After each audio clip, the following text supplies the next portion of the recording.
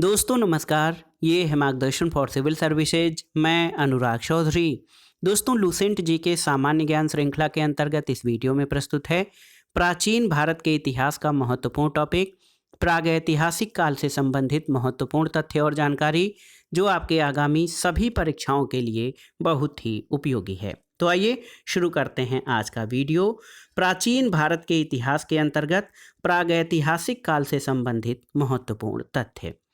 दोस्तों देखिए, इतिहास का विभाजन प्रागैतिहासिक काल, आद्य ऐतिहासिक काल और इतिहास तीन भागों में किया गया है। और जिस काल में मनुष्य ने घटनाओं का कोई लिखित विवरण उद्धृत नहीं किया है, उसे प्रागैतिहासिक काल कहा जाता है। दोस्तों स्पष्ट है कि वह काल जिसके लिए कोई लिखित सामग्री उपलब्ध नहीं है और जिसमें मानव का जीवन अपेक्षाकृत पूर्णतया सभ्य नहीं था, प्रागैतिहासिक काल कहलाता है। और इस काल का इतिहास पुरातात्विक साधनों से ज्ञात होता है। इस काल को तीन भागों में विभाजित किया गया है। पहला तो पुरापाषाण काल, जो कि अज्ञात काल से 8000 ईसा पूर्व तक। दूसरा मध्य पाषाण काल यानी 8000 ईसा पूर्व से 4000 ईसा पूर्व तक। और तीसरा नवपाषाण काल 4000 ईसा पूर्व से 2500 ईसा पूर्व है। दूसरा दोस्तों आप जान लीजिए कि आद्य ऐतिहासिक काल है। और आप जान लीजिए कि आद्य ऐतिहासिक काल उस काल को कहते हैं जिस काल में लेखन कला के प्रचलन के बाद उपलब्ध लेख पढ़े नहीं जा सके हैं। दोस्तों इतिहास का ऐसा काल जिसके लिए लेखन कला के प्रमाण तो हैं, लेकिन या तो वे अपुष्ट हैं या फिर उनकी गूढ़ लिपि को समझना कठिन है। ऐसे काल को आद्य ऐतिहासिक काल कहा जाता है। इस काल के इतिहास लेखन के लिए साहित्यिक और पुरातात्विक साधनों का प्रयोग किया जाता है। और इस काल के अंतर्गत दोस्तों 2500 ईसा पूर्व से 600 ईसा पूर्व के मध्य का काल आता है। तो आप जान लीजिए, आद्य ऐतिहासिक काल उस काल को कहते हैं जिस काल में लेखन कला का प्रचलन तो था, लेकिन उसके उपलब्ध लेख पढ़े नहीं जा सके हैं। और तीसरा है मानव विकास के उस काल को इतिहास या ऐतिहासिक काल कहा जाता है जिसका विवरण लिखित रूप में उपलब्ध है। तो दोस्तों जिस काल के लिए लिखित सामग्री उपलब्ध है और जिसमें मानव सभ्य बन चुका था, उस काल के अंतर्गत 600 ईसा पूर्व के बाद का काल आता है जिसे ऐतिहासिक काल कहते हैं। और यहाँ पर देखिए, ज्ञानी मानव या होमोसेपियंस का प्रवेश इस धरती पर आज से लगभग 30 या 40 हजार वर्ष पूर्व हुआ था। बहुत ही महत्वपूर्ण है। ज्ञानी मानव जो होमोसेपियंस है, इसका प्रवेश इस धरती पर आज से लगभग 30 या 40 हजार वर्ष पूर्व हुआ था। पूर्व पाषाण युग या पुरापाषाण काल के मानव की जीविका का मुख्य आधार शिकार था, यानी आखेट। और शिकार पुरापाषाण काल में आदि मानव के मनोरंजन का साधन भी था। दोस्तों यहाँ पर देखिए, आग का आविष्कार कब हुआ? तो आप जान लीजिए, आग का आविष्कार पुरापाषाण काल में और पहिए का आविष्कार नवपाषाण काल में हुआ था। मनुष्य में अस्थायी निवास की प्रवृत्ति ये नवपाषाण काल में हुई और उसने सबसे पहले कुत्ता को पालतू बनाया था। देखिए दोस्तों, बहुत ही महत्वपूर्ण तथ्य है। अगर आपसे ये कोई पूछे कि आग का आविष्कार किस काल में हुआ है, तो आग का आविष्कार पुरापाषाण काल में, पहिए का आविष्कार नवपाषाण काल में हुआ है। और ये मानव सभ्यता की दो सबसे महत्वपूर्ण खोजें हैं। दोस्तों मनुष्य ने सबसे पहले किस धातु का प्रयोग किया? तो याद रखिएगा, तांबा धातु का प्रयोग मनुष्य ने सबसे पहले किया था। और उसके द्वारा बनाया जाने वाला पहला औजार कुल्हाड़ी था, जिसका प्राप्ति स्थल अतिरंपकम था। देखिए, कृषि का आविष्कार कब हुआ था? तो कृषि का आविष्कार नवपाषाण काल में हुआ है। पहिए का आविष्कार भी आप जान लीजिए नवपाषाण काल में हुआ था।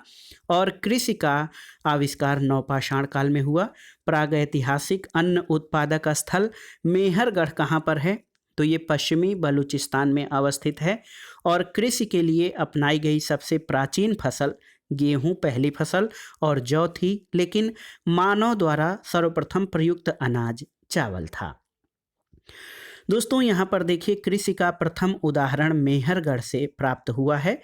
और कोल्डिहवा का संबंध चावल के प्राचीनतम साक्ष्य से है।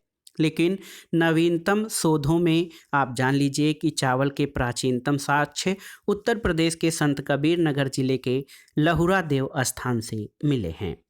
भारत में पूर्व प्रस्तर युग के अधिकांश औजार स्फटिक यानी पत्थर के बने थे और रॉबर्ट ब्रूस फूटे पहले व्यक्ति थे जिन्होंने 1863 में भारत में पुरापाषाणकालीन औजारों की खोज की थी। ये स्थल था पल्लवरम।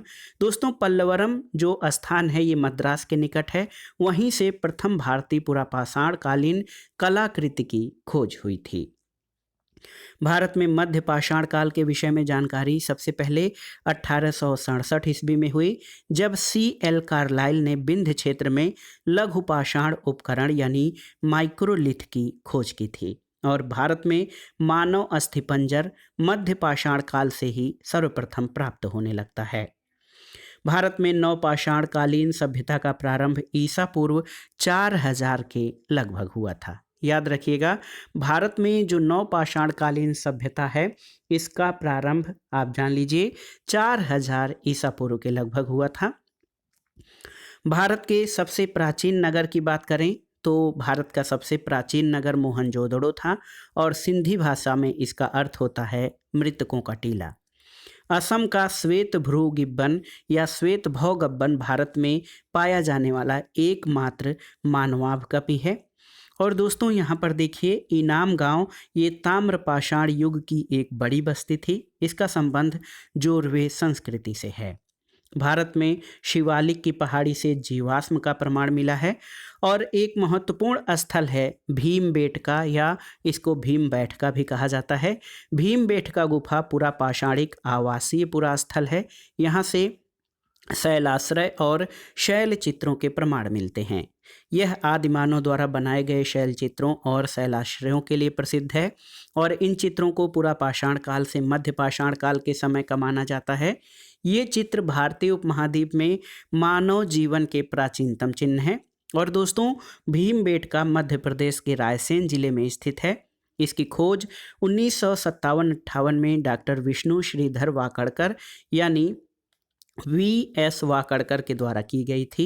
भीमबेटका क्षेत्र को भारतीय पुरातत्व सर्वेक्षण भोपाल मंडल ने अगस्त 1990 में राष्ट्रीय महत्व का स्थल घोषित किया। इसके बाद जुलाई 2003 में यूनेस्को ने इसे विश्व धरोहर स्थल घोषित किया है। और आप जान लीजिए कि भारत में मनुष्य संबंधी सबसे पहला प्रमाण नर्मदा घाटी में मिलता है। बहुत ही महत्वपूर्ण है दोस्तों, भारत में मनुष्य संबंधी सबसे पहला प्रमाण नर्मदा घाटी में मिला है। और एक महत्वपूर्ण तथ्य ये है कि भारतीय नागरिक सेवा के अधिकारी रिजले प्रथम व्यक्ति थे जिन्होंने प्रथम बार वैज्ञानिक आधार पर भारत की जनसंख्या का प्रजातीय विभेदीकरण किया था, क्योंकि भारत में कई प्रजातियों के लोग रहते हैं और भारतीय सिविल सेवा के अधिकारी रिजले पहले व्यक्ति थे जिन्होंने प्रथम बार या पहली बार वैज्ञानिक आधार पर भारत की जनसंख्या का प्रजातीय विभेदीकरण किया था।